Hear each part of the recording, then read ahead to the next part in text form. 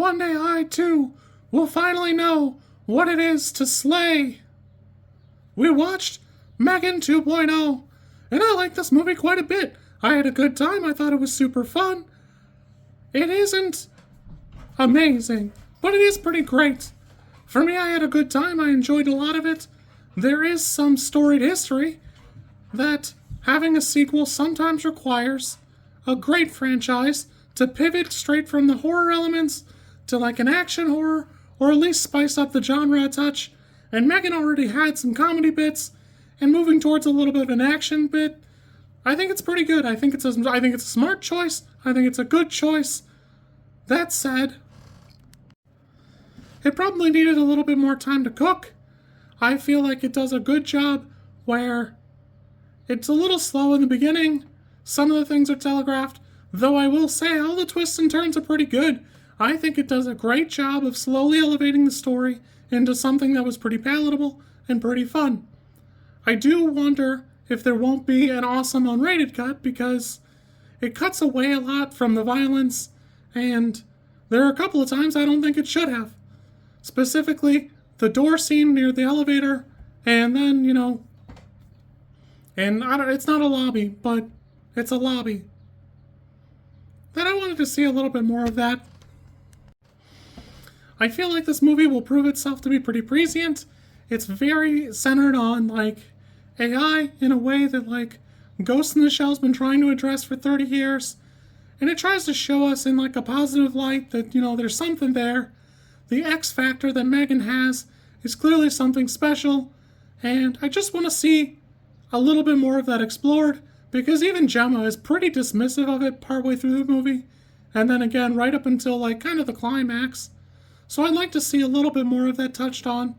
There are a couple, minor questions that would come up, and, we kind of breeze right past them, which is almost good, because I don't need to sit there and watch them, talk about where they sleep in, the lair, which, I don't know if you could pay me enough money to take, from a traumatic situation and go to some place they call the lair.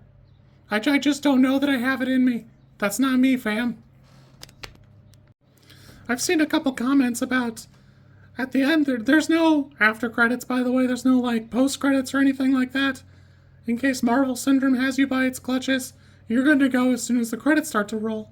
And I think it's funny because in the, article I read, they go, oh, that's usually for when they end a series, where they play clips from the first and second one. Or, throughout the adventure. Well, this kind of feels bookended in a lot of ways. That, there's room for Katie to, go on and create her own evil robot and stuff. But I'd be fine if it ends here. I had a great time. I thought this was super good. But it's not going to be Terminator 2, which is what it's kind of reaching for. Despite all the Steven Seagal references that I can't understand or can't fathom why you would ever pick. It feels like it needed a little bit more time to cook.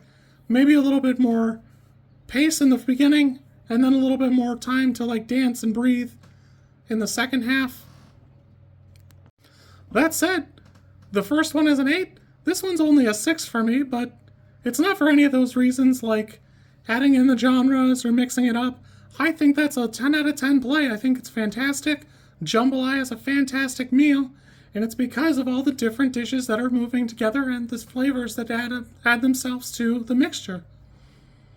Unfortunately, it just needs a little bit more of something. A couple of the ingredients aren't quite up to par with the rest of them. I do want to see a little bit more, and I do want to see it explored more. I had a good time. I had fun. This is super good. If you're going to check it out, definitely check it out. I'm going to try and hit up F1 this weekend. And, yeah, that'll be that. For its, social commentary shortcomings, boy, does it really land a lot of the comedy. 10 out of 10 on the jokes. I could watch M3GAN force Gemma to listen to her sing a song for another couple, 10 whole more minutes while she tries to, make an emotional connection that, Gemma doesn't believe in, but M3GAN's clearly trying. It's so good, and it just keeps going. It's so good. It's great. Great. It's great. For a pair of movies that are just, modern Child's Play with, a cool twist, I think these do such a great job.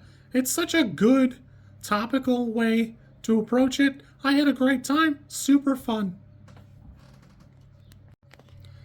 If you like this content, I'm supposed to ask you to like, comment, and subscribe. I think like is here, and comment is probably down there, and subscribe over there somewhere too. I think.